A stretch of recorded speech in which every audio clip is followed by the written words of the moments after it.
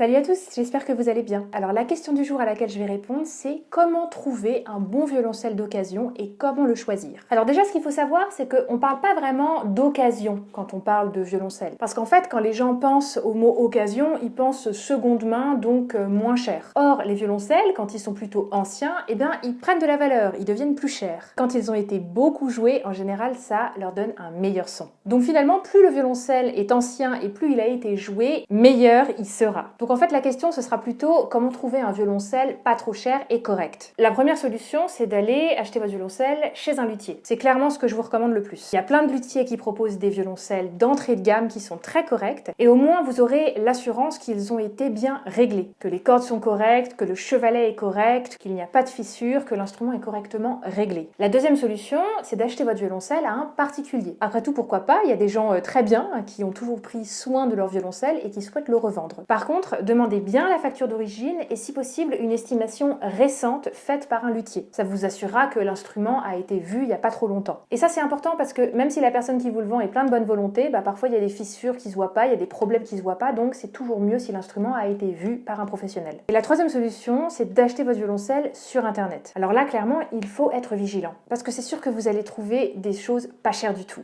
Pour 300-400 €, vous allez trouver un violoncelle. Mais à ce prix-là, les instruments vont pas être en bois massif, ça va être du contreplaqué. Donc s'il y a un problème, s'il y a une fissure par exemple et que vous devez l'amener chez un luthier, peut-être que le luthier, il pourra même pas vous le réparer parce que c'est pas du bois massif. Aussi souvent, l'instrument va venir avec des cordes qui sont vraiment de mauvaise qualité que vous allez devoir changer très rapidement parce qu'elles vont casser. Ça, c'est un budget à rajouter aussi. Donc finalement, ça fait plus de dépenses, plus de stress et c'est vraiment pas le but. Si vous n'avez pas le budget pour investir dans un violoncelle correct, moi je vous conseille la location. C'est beaucoup moins cher, ça ne vous engage pas et ça vous assure de pouvoir jouer et vous faire plaisir sur un instrument de qualité. J'espère que cette vidéo vous a été utile. Ciao à tous!